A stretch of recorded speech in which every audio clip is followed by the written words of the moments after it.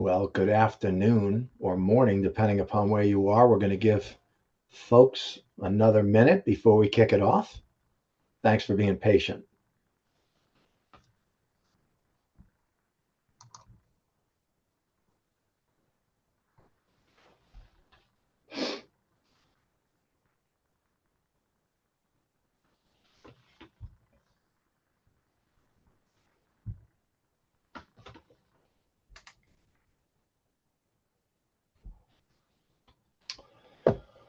All right, I think we're in good shape. I am Jeff. This is Todd. I don't even want to go any further. I want to just hear the truck turnaround story, please. All right, Jeff, we're going to jump right in, I see, but Je- it all makes sense because I think this conversation is what it gave us the idea to do this webinar today. exactly right. So, yeah, a little story from my experience as a chief security officer. I was with a manufacturing company, and we had a lot of security incidents, our truck gates, and due to us being a foreign trade zone and part of CTPAT, we had to do trailer inspections and compare the bill of lading to the load. And we realized with good incident reporting that we were doing a lot more truck turnarounds than that were appropriate or acceptable. But I also started to realize, that's not really a security incident. I mean, it wasn't a security topic. It was a business topic. It was a logistics topic. So with this good reporting, I was able to take that to the logistics department as well as our executive team, share this data with them, and together we worked on process improvements to you reduce this risk with the truck turnarounds, and in the end, save the company a significant amount of money. So just through good incident reporting, I was able to address a problem that it wasn't a theft, it wasn't an assault, it wasn't one of those typical security topics, but it was very important to the business. Awesome. Todd, thank you for joining us. And so, by way of short introduction, I'm Jeff DiDomenico, and I have the pleasure and the privilege of working with a lot of our security leaders and trying to bring these unique stories, opportunities, information that is really, really great to be able to bolster or the significance of our clients and their shared experiences. So, I have been 27 years in the industry, mostly on the software supporting side of the private security side. And through that time period and many great introductions, I got a chance through one of our larger clients to meet Todd. And I'm excited about what you're going to bring to our audience today, which is three major topics for our industry. One is the public-private relationship. The second is how to secure new business with inside of our contracted physical hours, and then try to provide some great insights to CISOs as well in helping them with their risk management programs as it pertains to physical security selection, data mining, and of course technology. So Todd, just because you fall right into the perfect theme of a lot of our past speakers, really, really gracious and very honorable and also very humble. So I'll let you do the introduction and we'll take it into there. Okay, thanks, Jeff. Pleasure to be here.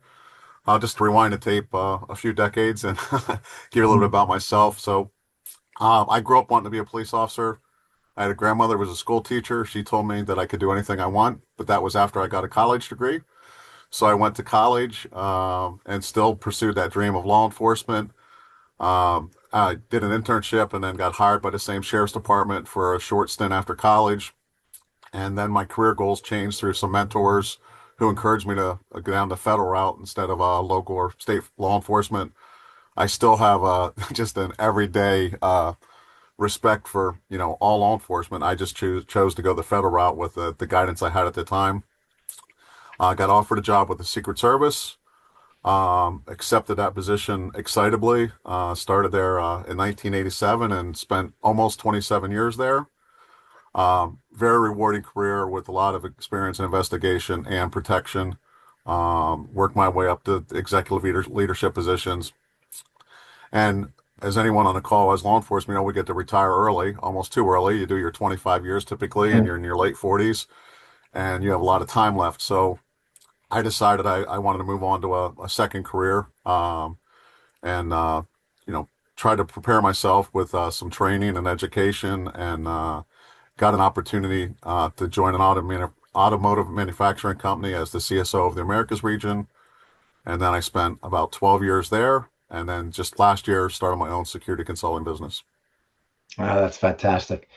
Todd, one of the things we spoke about, and which is unique to your background, was you had seen late stages in your career with the Secret Service that you were going to have to try to skill set yourself in a different way. We talked and joked a little bit about, from a budgetary standpoint, if you don't use it, you lose it, versus running a for-profit organization that is tightening up costs associated with returns on investment. So how did you come to that conclusion that you needed to get a deeper dive to make the pivot into private from public?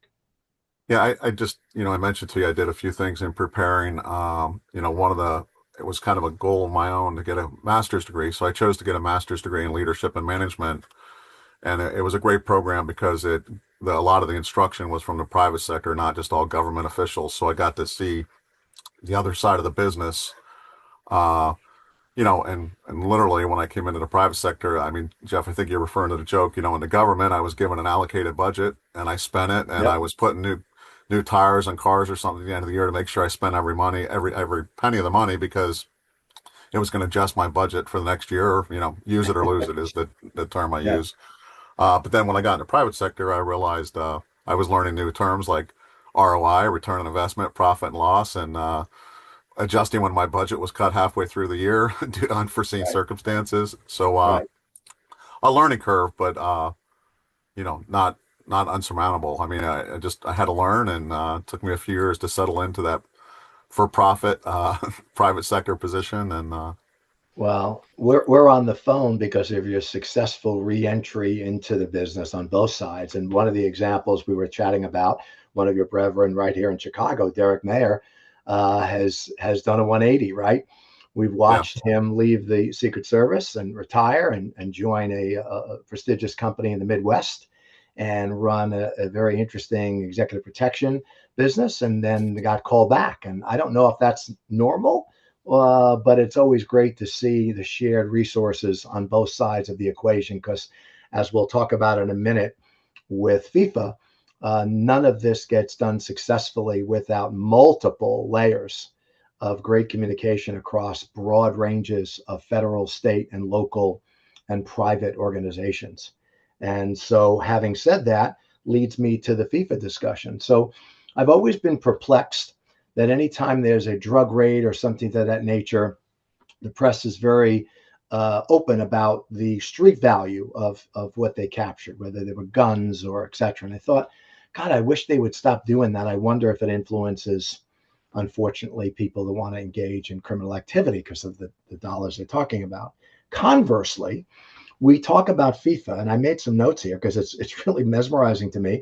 6 weeks, 140 matches, 16 cities, 3 countries, 48 separate facilities. And unless I've missed something, it was really a wonderful event with close to 9 million people that participated in either on-site or off-premise parties. And it went really, really well. And I just wonder why there wasn't more made of that. And so maybe you can tell me a little bit about your experiences in these kinds of events, both from the cross communication standpoint and maybe just philosophically why we do a bad job of that. yeah, it's right. I mean, it's kind of unfortunate, but like success isn't newsworthy at that point, right? Right, So, and I'll start and end this, I mean, with the same word. It's preparation, right? So we got to see federal, state, local law enforcement, along with private sector security in the international spotlight for several weeks. I mean, right. there were days between those games. There were, like you said, multiple Yep, locations, a very challenging security event. But what an accomplishment to be on that world stage. And as you said, no major incidents. I'm sure there were many, many minor incidents that were managed, right, but never made the news. right, right, Because that's not newsworthy. I just said success isn't newsworthy. They want that big story. right, So, but think about that. It's a clear reminder of the responsibility that's placed on law enforcement and security every day. How are we successful in these situations? right, Public-private sector partnerships are actually very common in the last decade or maybe 2 decades now. That's right, very common for public and private partnerships to work together. And then the buzzwords. But when you, every one of these words are so important: collaboration, cooperation, communication, information sharing, the intelligence piece of it, to prevent things from happening, strong leadership, the professionalism, the training. And one of the things I have to back up a little bit, after action reviews, because every incident happens, we do after action reviews that make us better. We learn from previous incidents, right? So, but Right. all that is shared in today's world, and we can put these major events together in this joint effort and work well together. But I think the challenge of that is taking that same approach to our everyday routine, right? How do you take that big event process or approach and take it back to your team? Use all those things I just talked about and apply them to your corporate security team. Are we prepared if something major happens on any given day? Do you have the proper training, the established partnerships? Do you have emergency response plans, crisis management plans? Right. Not an Right. easy task, but that's what makes these types of events successful, and it should be the goal for any law enforcement or security professional. I have a buddy that's in the news industry and reminds me all the time, if it bleeds, it leads. I went out to 3 or 4 separate journalists that have written pretty scathing articles from Time Magazine and some others, The Guardian, about our industry when we've fallen, and there's been opportunities for that to happen. And I'm hoping that somebody has the courage to step up and want to cover it. So I'll certainly keep you posted about that. One of the things you talked about in this pivot to the CISO spot was, and I think it's super important, right? A lot of companies talk about culture, but I always say culture's like the wind, right? You can't touch it, but you feel it when it hits you. And I think culture is one of the things that I had taken away from our interview in terms of understanding how difficult it is to implement real change in organizations, and culture is always on the top. And so I wanted to lead you into a story that I had the good experience, not directly, but indirectly, with one of our clients. But the great Hugh McCall, who was the CEO of Bank of America, was a Marine, and was visiting their Charlotte location, which is where he was headquartered. Came down to meet some family members and left his security credentials up in his office. When he went back down to go through the turnstile, the console operator stopped him and said, I need your security information. And he said, I don't have it with me. It's up in my office. And he just very politely stepped away out of the line. And the person said to him, is there any way someone can go and bring it down to you? And he was not only just overwhelmed with joy, looking for a teachable moment about how to build culture, but he really made a big deal of making sure that that person knew how important that was. And even the CEO would not be able to influence them in a way that would take them off the mark. And so I'm cheating a little bit because you shared some stories with me, but please tell me a little bit about cultural change, because I think that's important in so many ways. Yeah, I mean, that was one of my first observations. We all sit back and watch when we go into a new position and, just observe and try to be quiet for at least a few weeks before we make any changes. But my observation was there just was not a security culture in the company. It wasn't there. And, I had to find ways to do it. So, I had some, I think my team called them Toddisms, but they were, be part of the business, and, how do we become a trusted business partner, things like that. But one of my first challenges, and it happened fairly early in my career, the CEO of the manufacturing plant drove his wife's car to work one morning, and he entered the gate and he had his pass, but the car didn't match the pass. And for parking inside the facility, we had a process in place. And the first call I made was to me, mad because the security officer didn't recognize him and didn't know how could that happen? Why isn't my photo in the security booth? So as diplomatically as I could, I challenged him and said, it's actually good that that officer did that. I mean, it's reducing risk to the company. We have processes in place, no exceptions. And probably it wasn't what he wanted to hear in an initial minute, but as we had opportunity to talk through it, he understood it. And I said, to create a security culture, we have to empower not just the corporate security team, but the security officers on the post carrying out our processes and procedures. And actually, when I got his buy-in, when you get it from the top down, the culture Right. spreads. Right. But it didn't happen just with that in one incident. It took a lot. I mean, I really encouraged my team to get out from behind their desk. Any email that seemed important, respond in person. Then I Right. worked with HR. to become part of the onboarding process. So every new employee got the briefing from the corporate security team. They knew we Right. were there, what we were capable of. I started regular briefings with the C-suite, with the executives, and so they understood our value add.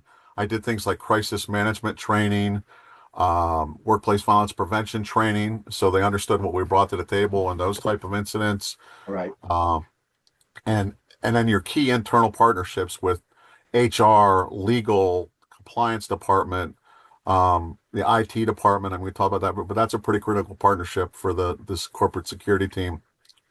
So you have to develop these relationships, and it takes time, but in the end, I would say we became a very trusted, respected part of the company and created a security culture within the company. That's such a great lesson when I speak to some of the longstanding account managers on the private side. They echo that sentiment, meaning, how do I align myself with the CISO during this process and help him, right, advise, bring together these cultures, which in turn then is embedding you deeply into the organization. So just another pearl that our listeners can be paying attention to on both sides, of course. I've been known to, I don't want to use the word steal, I'll say borrow a couple of lines. You had a great one. And because I met you through Eddie Sorrell's, I've already taken Eddie's and he's promised not to sue me, but we pivoted from, right, observe and report to observe and respond, right? And Eddie was right in that transition. And so you said something to me that I made note of, which was managing incidents effectively so they don't become a crisis. Tell me about that, what that meant, how you led, what did you do to make that a reality? I think I already mentioned what I think were probably the critical things, but it was creating that awareness. And, I did that through establishing a formalized crisis management team that was trained, prepared when we did have a crisis. Um, I did a full-blown active shooter training exercise where there were employees who participated as role players, and we debriefed. It showed the impact of a major incident like that to the executive team. We debriefed. We made some uh, policy changes and some changes to our security plan after that. Um, so I just it's that constant, showcasing the risk. But getting back to the incidents, I mean, good incident reporting allows you to understand what your real risks are. Um, having a trained security officer force in place. Um, so, I mean, one of the biggest compliments I got was from a former CFO at the company when he said to me, he goes, "Do we really even need a crisis management team?" And I said, "Sir, I don't know what you mean." He said, "Well, since you're here," he goes, "we used to use the crisis management team to manage incidents, but since you're here now, we just really train, but we never use the crisis management team." But, Right. but when you get the partnerships and the resources in place, it is true. Like if you don't have people there that know how to do that, incidents quickly become crisis. It's an easy phrase. We hear it all the time. Partnerships, and how does a security company go from throwing warm bodies and hours and just rubber stamping the RFQs every 2 to 4 years when they come up for renewal to building real partnerships? And I think what brought us together, conversely, directly, I'm sorry, was the fact that you established a relationship with a security company in the South that wanted to be your partner. And so tell me how that went, and then we'll get into the need for data, because everywhere we turn now, there is a place at which we can aggregate data from threat assessment to access to drone, et cetera. So let's start with that partnership, that pivot between a vendor providing hours to the partnership. Yeah, so really lessons learned, right? So during my first 5 years in that CSO position, we switched service providers a few times, and mostly due to acquisitions, but one rebid. And this was all new to me. So I learned during each one of these acquisitions or rebids in that first 5 years. And I can't say I'm proud of the results for for the first few Right, because I had a lot to learn. And I didn't right. understand the importance of having that established relationship with your own purchasing and legal departments in house, and how important that is when you're putting out an RFQ, RFP. Uh, I learned, I needed to really put a lot of effort into the scope of the the contract specific to my needs, to the needs of the business, right? What Right. you, you know, why are you doing? Why are you going to rebid? Is there a problem, or are there things you're trying to address, or is it just time for the rebid? And in the first rebid we did, I mean, at the advice of someone else in the company, I hired a consultant to help me understand the process better and guide me through the process. Hmm. It did help me. I wasn't thrilled with the effort they gave me, but it did help me Right. to check the right blocks, right? So, Right. um, I just think you know, there's an obvious list of things you put on a security service provider contract, but you really have to customize it to your needs. And the biggest mistake is taking the old document Right. and, you know, changing the dates and names on the scope of work. Um, you know, what's your current structure, the highest risk? You know, what gaps are you trying to address in the rebid process? It's just very critical to be specific and focused throughout that process. Todd, you built something that you call a data lake, and we call it a data warehouse, different names for it today, and certainly being accelerated with the use of AI and the digitalization of most everything from a technology perspective. When did you come to that conclusion that, wow, I've got all these data sources. How do I convert data into actionable intelligence? How did that start? Where did you get the data from? How did you use it? How did you work with your security provider to get additional access to data? So, you know, I talked about my challenges the first few years, but on that rebid, the security service provider that won the contract, and then went on to win a rebid, but they brought Trackforce to the table with me, and that was one of my gaps, trying to get good incident reporting, professional, standardized, and that's a challenge. We had an internal incident reporting system, but it wasn't it was international, so it was hard to standardize it. I wasn't getting what I needed, and I mean, to be very open, I don't think I realized the value of a system like Trackforce until the rebid came along. Now, we worked really hard to customize what we wanted from incident reporting. The example I always say when I talk about this is theft. Well, was it theft of somebody's lunch out of the break room, or was it theft of 50 catalytic converters that was going to impact production? Right. And, you know, I didn't need just a theft category. I needed more Right. details to really help me, you know, identify issues. And there's many other categories, property damage, you can name it over and over. But I didn't realize how much I was using this data, from security strategy to budgets to my executive briefings, until the mandatory rebid came up after the terms of the first contract had expired with the service Right. provider that brought it to me. And all of a sudden I went, uh-oh, I could lose all this data and I could lose this incident reporting because they brought that to me. I didn't own that. So the way I address that problem, it's just who I am. I approached the service provider and Trackforce and said, I'm concerned that I'm going to lose this data. I'm going to concern I'm not going to have this incident reporting system. I would like to have a contract direct with Trackforce and then require my service providers in the future through my scope of work to use this platform moving forward. Right. My service provider was doing a great job. They were giving me everything I needed to do my monthly reports. There wasn't any problem. It was just when I had that aha moment during the rebid coming up Right. where I might not have this, and I really, really rely on it. And when you own the data, again, I was getting what I needed, but I didn't realize how much more I could get. When I could start, my own team could start deep diving dashboards, you know, in almost real time. There Right. was even more value add to it. So I just wasn't willing to lose it. Very transparent conversations with both the service provider and Trackforce, and you know, we ended up purchasing our own license and moving forward. Yeah, it's we're starting to see on a pretty regular basis now the need for that, and I think it's a couple of dynamics, right? And we're talking about one right now with AI, right? Closed systems, open systems in China. Um, it is interesting who owns the data, whose is it, where do I get it? But more importantly, as I said, in our world of convergence, how is it used within inside the confines of an organization to leverage all of the different data sources? And so whether it's biometric data or drone data or physical guarding data on incidents. One of the things I ask, and it's infrequent, so this is completely anecdotal. I don't have a large body of work, but when I've spoken with a couple of CISOs at different events, I ask them, what are the three biggest dilemmas for a guard company today? And virtually none of them really, I mean, they all know there's turnover because they walk in the lobby and they see six different faces through the course of a year. They do know that, but they don't have as a symmetrical a relationship as I believe is starting to happen. And I think that data exchange will help that.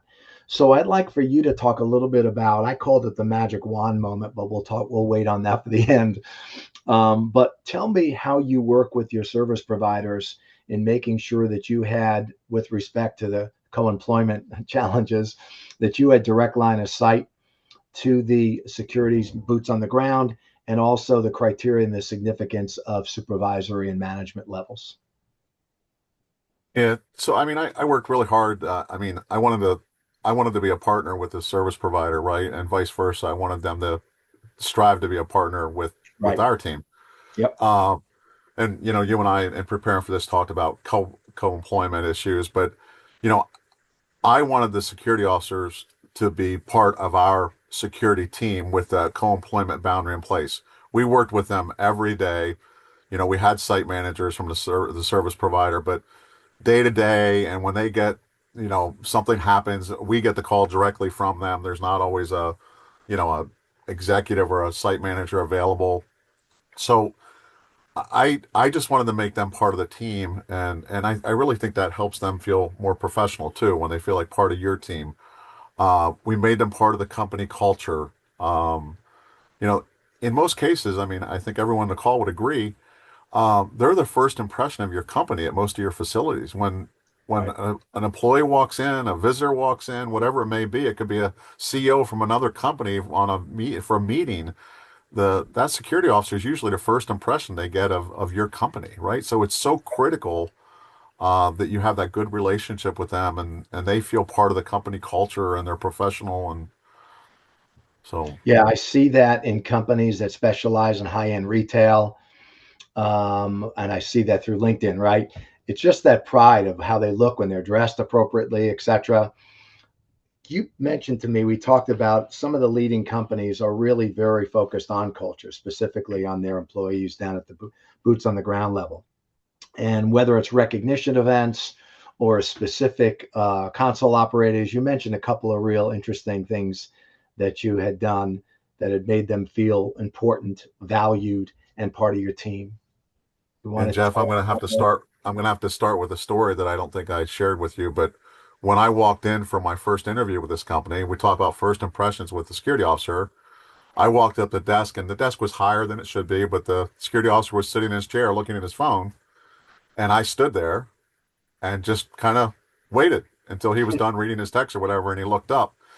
And I mean, I say this a little bit in jest, but I was thinking I didn't know what co-employment was at the time, but I thought to myself, boy, he better hope I don't get this job because, Right. but when I got there, in all seriousness, the officers when I finally did get the position and I reported, I just know the officers were like in utility uniforms. I was sitting in our headquarters when I wasn't traveling, and I went to the service provider and I said, "Listen, I'd like to professionalize this a little bit. Could we go to more of a dress shirt, maybe khakis, make it more of a professional appearance?"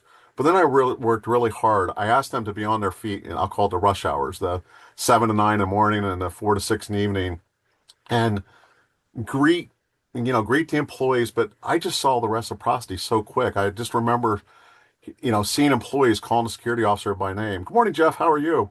and Right. and I realized, I think you were a little bit about, I realized that we were creating that security culture and the officers were part of the team.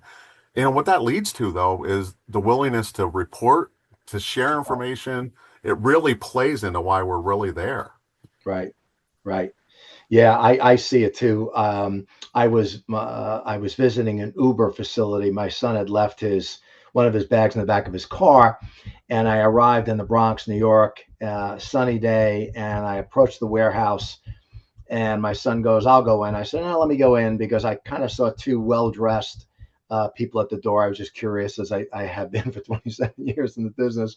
And I approached these two professionals, man and woman, and both meticulously dressed.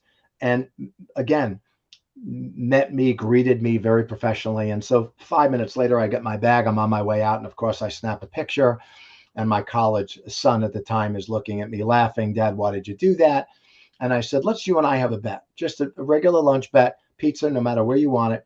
I'll bet you when I send this picture to the senior executive of this firm, I will bet you within one day those people will be recognized. Well, how am I going to prove it? I said, well, you're going to prove it because I just took a picture with them. I'm going to send it and you're going to check my phone. It was in 4 hours where a phone call came back to me with a picture of Starbucks gift cards being issued to those guys right in the warehouse. Yeah, And to me, to your point, invaluable, invaluable. I saw that just from initially I'd always see complaints coming in about the officers, right, from Yep. employees. They were sleeping or they were this or they were that. But then I saw that culture change where I started getting a lot of positive emails. I just want to Right. recognize Jeff for doing this and I always, maybe not me, but the team always Right. forwarded that to the service provider, and we tried really hard to be part of that recognition. Like if they came in and maybe they bought pizza for lunch for that shift or whatever, and I always tried to be part of that and contribute to that Right. recognition. I try my very hardest for these types of events and our physical events to recognize one of the biggest values we bring to the industry. So this is my 30-second shameless plug, which is our reach and our scope to guys like Todd and others, is so valuable to the peer groups that sit within this industry. I don't know of another industry with such shared camaraderie and a collegial sense of wanting to help. And I think a lot of that comes from military and law enforcement backgrounds. People didn't get into those industries traditionally to make a lot of money. So there is a lot of that really complementary, brings walls down. And I think we do that fairly well in terms of the people that engage clients or prospects. But one of the areas to me, which is fascinating, and I'm sure it sits somewhere within as is, if I'm a CISO and I'm Todd and I'm my first year in, the first thing I'm looking for is the other 15, automotive, global companies that have similar challenges and perhaps similar events. Like we spoke a bit about the EV battery issue. Did an organization like that or a subgroup somewhere exist? Did you create one? How did you benchmark? How did you share industry related events like that within the confines of your industry? Yeah, so unfortunately, Jeff, no, it did not exist, or at least I wasn't part of it. I think there was, like in the automotive industry, I think there was a regional group in the Detroit area, Mm-hmm. but I wasn't in the Detroit area. But you just said pretty extensive networks. I was able to network and usually find what I needed with somebody in the industry through I call Jeff and say, do you know anybody? Or, you know how this world works. But no, and we did try to create some groups, and there are groups through ASIS and ISMA and the CSO group. There are groups out there, but they're more of a general groups, like a security Right, groups, not industry specific. So right. a challenge, but I seem to work my way around it. But you brought up the EV fire thing. I think we talked about this. Part of my position, I was also responsible for fire response and prevention. So we had a internal fire brigade, also contracted out, but we had a real fire department. I mean, it was 47, I think, firefighters. Wow. And we had not as I mean, we had a lot of work on the fire side too with a big plant. But when the EV fire came out, we identified that as a very high risk to the company. So it gave us a whole new topic. Uh, Even, there's no normal firefighter that knew anything about the EV fire and the different Right. methods. So we were very fortunate, though, that our company was concerned, and we were one of the few that were able to get vehicles provided so we could do live burns. Everybody else was trying to simulate it. So I mean, what we had a really neat event. I had facilities throughout all the U.S., and we brought in firefighters from about 30 fire companies throughout the U.S., and they got to see a live demo of an EV fire, like a real Wow. EV fire. Wow. But Wow. Wow. Wow. that quickly spread that we did this, and we almost, I mean, there was one or two guys on the fire side of our team that they became like nationally known. They were getting phone calls from everywhere. So, we kind of drove a group a training group within that topic as a result of some of our own efforts. But certainly a challenge, and part of it is just everybody's so busy, right? You Right. day to day, you go through the grind of every day of issues and operations, and it's really hard to get one of those groups started and to stick, you know. Yeah, I do see them. To your point, I see them in healthcare, hospitals. I see them in. There's a one out of Mississippi or somewhere in the South that does event centers and things like that. I know there's one for cultural museums and things of that nature, because all of them have their own nuance, right? Yeah, And you yeah, don't really learn it until an event happens, right? The Louvre happens, and I get a call from actually a Secret Service gentleman that ran the Art Institute, Russell Collette, and he said to me, one of the very first things I brought to those centers was the idea that facilities, concierge services, and security and fire were all one. They all work together. So how could there not be somebody that realized that there was work being done with ladders outside of a building and have no connection to the people on the inside that said, hey, you didn't tell me people were scheduled to do any window cleanings today? And so there's this cross communication challenge that I see, and I see it only getting more challenging, at least initially, with this onset of AI and more data. So, if you're, how does one as a CISO or otherwise stay up to date with all of these changes in technology, whether they're drones, whether it's access, cameras with AI? How does one accrue the time and/or the resources to make sure they're staying on that cutting edge?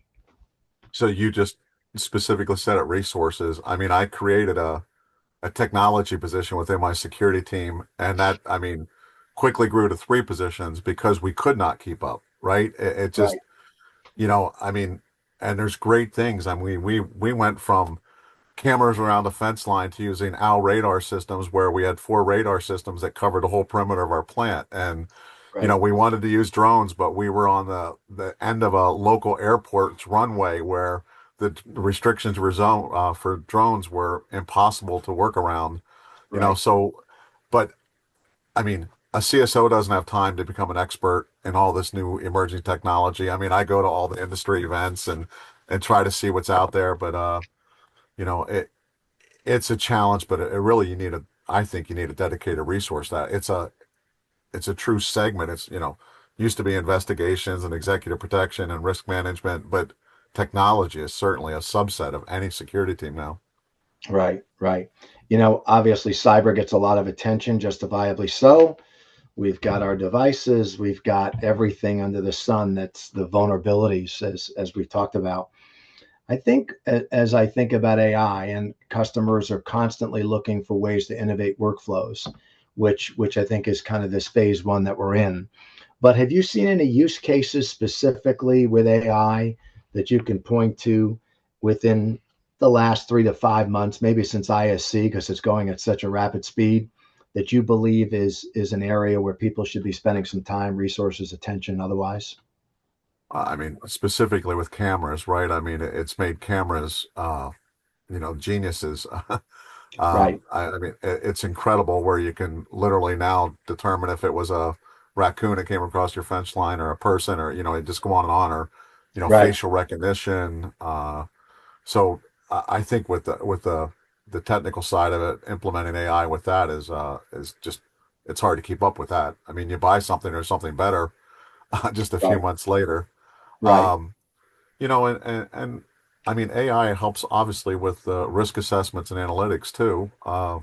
right, I use AI every day in my new world as a security consultant advisor, right, but I'm cautious about it, and you know, I have son, similar in your age, early 30. I mean, your son's age, early 30s, and he uses it too every day. But I said to him, I said, I'm going to argue that I'm probably the last generation that can challenge AI, because I can read something and go, well, I don't know if I agree with that. But I think we have to be cautious, though, that we just don't take, especially now as until AI develops where it really is perfect. I mean, I probably someday it will be there because it'll have such a database to compare to. But so I use it cautiously, but I think I'm a believer. I mean, I really think it's a value add to our industry. yeah, for sure, for sure. I mean, you mentioned cameras, which is the first thing I thought of as well, because I had the good fortune of speaking with some folks on the ring side, and we joked about just 5 years ago, you'd say that was that a fire or a barbecue in the backyard? Now you say, are they having steaks and shrimp? And does he want it medium rare? And Yeah. so that means to itself, right? Again, this is this data story. When do the false positives go away so people can focus on the real issues? I do see it having a great long-term impact on building safer neighborhoods and safer But we communities. looked into that things like even EV fire uses of EV to look, I mean, of AI to look for anomalies and heat. And Right, there's all types of things that you can use AI for. I mean, just use your imagination, right? It'll solve right. problems for you. Right. And that's why I mentioned and why I was interested for the audience in understanding where to go, these practice groups, these areas. When I think of drones, I think of Charlie Warner, which was one of the first responders. Drone is the first responder, really early in this, and Ryan Smith early in the curves. It's really great. I thought that ISC, which is where we caught up as well, happen to have and represent, as you said, opportunities where you can find under one roof some solution providers that you can go back with some thoughtful discussions on how to levy that. So there's always this debate between when I started this industry 27 years ago, there were 950,000 guards. There's 950,000 guards. The pie has not grown. I don't care who tells me about it. It's the same group. So at what point does the pivot happen? Does that transition, that inflection point go where guarding hours will start to decline? I'm seeing it in small places, but mostly in super regional leaders that are using technology to supplement the security officer position. Were you in position at that time, or was it too early to say, hey, I can eliminate X amount of hours by putting in some monitoring capability, some virtual guarding? We did. We started to do that. And I go back to the data link, right? I would use data to say, okay, maybe that facility or that part of that facility is not as high risk as when we did our last risk assessment. We don't have Right, one security incident there. Where there, maybe we go to technology or technology with AI and either eliminate that human resource and cut costs a little bit or reallocate that resource. We talked about the business piece of it. You're always looking at ways to do things better, cheaper, but right, I always relied on the risk assessment and then fought really hard to get what I thought we needed. Didn't always work, but right, usually with strong data and not just a gut feeling of what you need, where you could go in and articulate what you really needed or didn't need, then right, I think the arguments were usually strong. Getting back to that return on investment and you know, right. yeah. Todd, I made a note at the bottom to go back to the top, which was on our initial part of the conversation. I was at After an the truck ASCO ate. meeting. Yeah, no, it was great. I was thinking more about how to recruit Todd. And again, like I said, my sample size is small, but every single thing that I love about this industry usually and most importantly starts with the people. And the great leaders in our industry, the super regionals and otherwise, have always done a really good job of reaching out and knowing, having those legacy relationships. Is there any, I mean, I'll use the FBI. I was at an ASCO event, it was June, and the group that they brought to speak to the audience was the retail group that was focusing on bomb detection. And they were specifically talking about Lowe's and Home Depots and how to train people for, fertilizer and other things of that nature. Is there any straight line? There's a lot of mid-sized companies looking to find the next Todd. How did they do that? How do you go into the agencies? I've gone to the chiefs of police conferences. I've gone to, as I mentioned, industry events. I think it's one of the most untapped assets that most of the private side could really do a great job of. And I think that combination that we saw during FIFA and most of our events is representative of that. How would you recommend somebody go about that? How would they do it? Yeah, I don't think there's any one-stop shopping. I mean, I found my second career opportunity on my own and pursued it, Right, applied, and was fortunate to make it through the process. But there's a strong focus on public-private partnerships in federal law enforcement. I think even in the military. So look for groups that fit your industry. I mean, right, Secret Service. I mean, especially on the cyber side, if you just want an introduction. But Secret Service has a cyber private partnership through electronic crimes task forces. FBI has the InfraGard. U.S. Marshal Service has a few. Like there's ways to get I'm really trying to get to the personal connection, right? But Right. then there's also those organizations that have the same thing. ISMA, the CSO group, Right. uh, the SEC. There's a few organizations you could join to make those connections, but and then even LinkedIn. I mean, I don't think it's a secret, but anybody looking for a job that's been, I wasn't on any social media in my federal law enforcement career at all. But Right. when I got ready to start looking for a job, one of the first things I did was open a LinkedIn account. So, Right. uh, Right. if you go on LinkedIn and start, looking around, you'll be able to figure out, who you just look at their time frame of how long they've been with the agency, if they're close or not, right? It's Right. 25 years is the norm and they're ready to go. But there's not a magic one-stop shopping there. It's the networking. Right. And if you're truly looking for somebody, find somebody like me that's out there. We can through our network, we can probably give Right. you a handful of people that are interested in something Right. like that. And there's thousands of Todds out there. It doesn't mean everybody has Yeah. to call me. But I think I don't think it's hard to find somebody if that's really what you're looking for. And Great. I told the story. The transition's not easy. Like I always tell everybody it's like learning a second language, right? Right. You have the skill set. You just a threat assessment is now a risk assessment, right? It's just you've done Right. all those things, but it's a a different approach. It's a slightly different language. Right.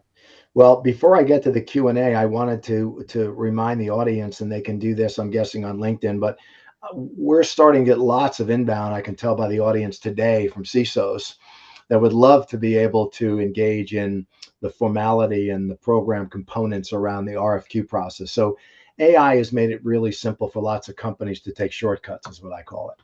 Yeah, And sometimes that's the long cut, as we all know, right? Whether it's post orders and making sure they're in concert and connection to your contractual obligation to your client, whether it's for incident reporting, et cetera, and making sure that it calibrates with an event. I use this example. There was a Lululemon store down in Atlanta, and one of our customers was doing the security there, and there was a smash and grab, and they left the store. And the security officer in his post order said, "You're not allowed to leave the store in any circumstances." Now, he ran 2 blocks and tackled 2 of the guys, but unfortunately, they ended up getting rid of the supplier and the manager of the store because they had been trained to say that you're not allowed to leave the store regardless of who comes in and what they steal.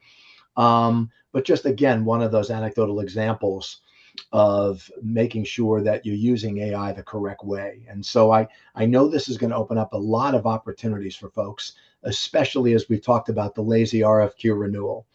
So I just want to make sure, is that the best place for people to contact you on LinkedIn and they're interested in learning more from a yeah, CISO sure, perspective yeah, on vendor yeah. selection? Excellent, great.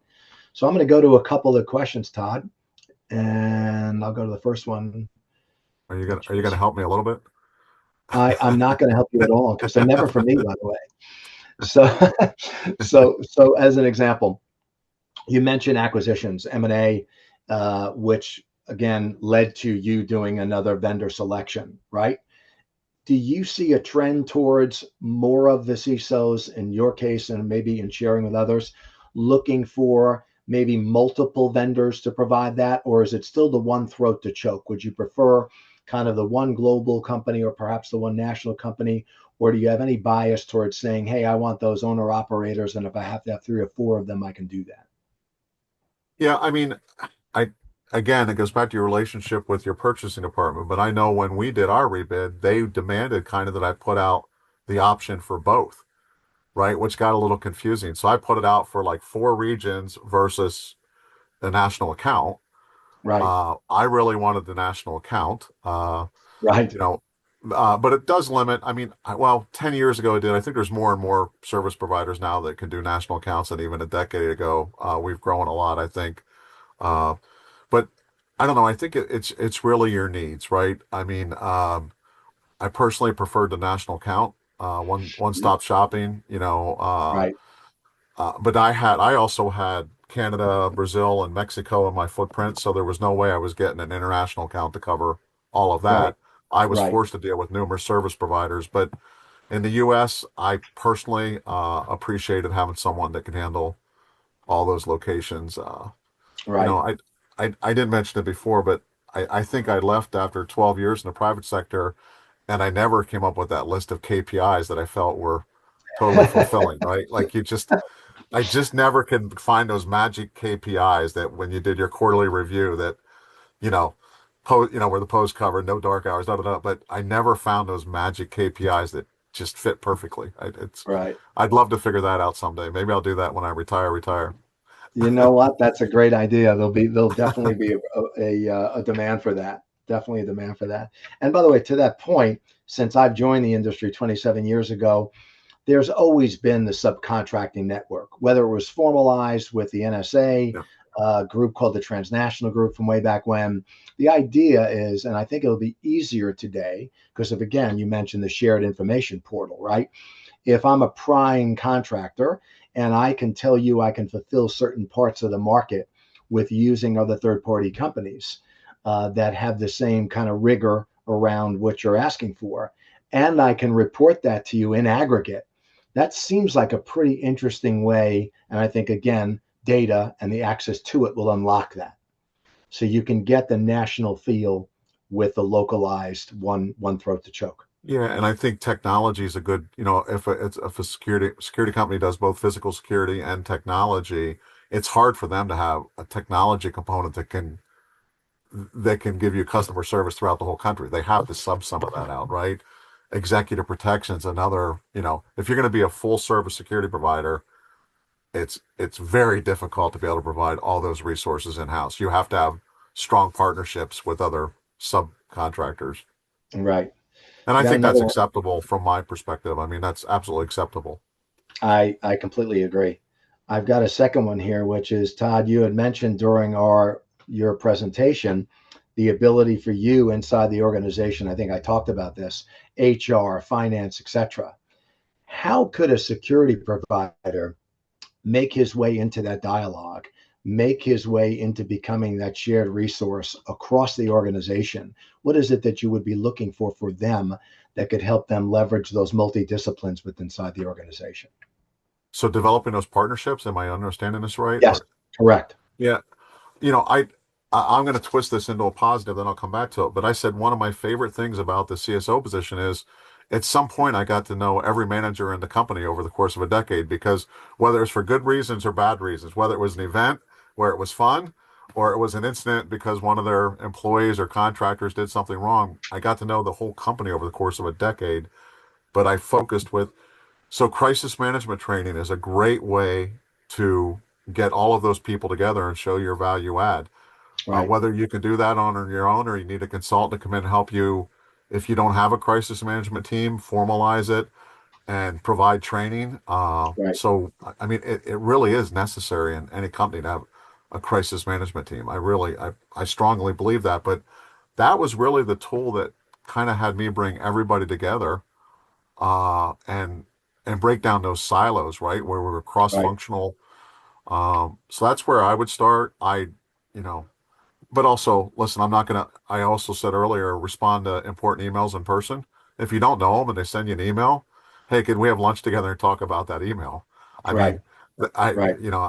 I'm a big believer in just personal relationships and developing those trusted partnerships. It's the secret to success, in my opinion. There is no doubt that that is becoming in favor now. There's no question about it, which is why I think you're seeing more attendance. I think it's the post-COVID world, right, where we got Yeah. used to living in this screen, and perhaps it was much easier just to send an email or to a text or to go to another social Yeah. media platform and And communicate. and I know I made that sound really simple. I know there's personalities involved. I know Right, there's of right. course. It's not. It's some of it takes more work than others. Right. I'm going to field one more. Um, so this is a tough one, I think, because it's ever changing. We're in a 25-year anniversary of 9/11. So in the back of my head, that's always kind of whatever that looks like. And I want to be the guy that changes to see something, say something to something more prolific, but separate topic. What are some of the top threats that you're seeing today that are kind of rising to the top of be attentive to what things? What are some of those things? I know we spoke briefly about drones. Anything Yeah. else that you're No, I tracking? mean, I've used this line several times just in informal conversations, but I remember when I was asked in 2013, interviewing for this position we've talked about today, what do you think the biggest threats are to the company? And I was not knowing that cyber was not my responsibility when I did my first interview, but I said cyber and workplace violence, right? And I think both of them are still on the forefront, but in my current role, and well, and I did in my last role too, but event security and stuff, I worry about what you just said. The risk that drones have. I just recently worked an event in my consulting role, and we were talking. I was talking with actually a Pennsylvania State trooper, and he said to me, he said, "Could you imagine if somebody just flew a drone over and dropped a bag of fentanyl over this crowd? Like, and Yeah, that's not that unrealistic, right? I mean, and that is wow, not. what a terrible scenario. So I do think drones create a big risk, but um, I don't know. We live in a crazy world, right? I Yeah, mean, social media, I do some social media monitoring and dark web monitoring for some of the things I do in my current role. And, you know, all these groups are out there just trying to stir the pot to get that one individual so irritated that they go do yeah, something. Most of these groups don't do it on their own, but their purpose of just pushing social media and just constant messages is to get that one person to go act alone and do something horrific, right? And yeah. We so all it's chuckle at the videos we get, right, of the AI driven, whether it's the president or somebody else doing something silly. But to me, deep fakes just scares the daylights out of me. It just does. I yeah, mean, the ability to take a social media platform with a fairly indoctrinated generation that lived on the glass, was born on the glass, right? Attention spans of 140 characters. How easy it is to create something like that. That to me is incredible. And there's the very yeah, famous case, which we don't have time to get into, in Japan, where a banker was subject to a $40+ million theft in and around a complete deepfake with voices and video. It's that to me at least feels like something yeah, that is not absolutely, yet been taken care of. yeah. Todd, in closing, I want to just thank you so much for your time, your generosity. You've just been a great resource for me and for our organization, for our industry. And I want to do more of making sure that we can grab the public-private relationships and the CISOs and the private relationships in closing and bring those closer together.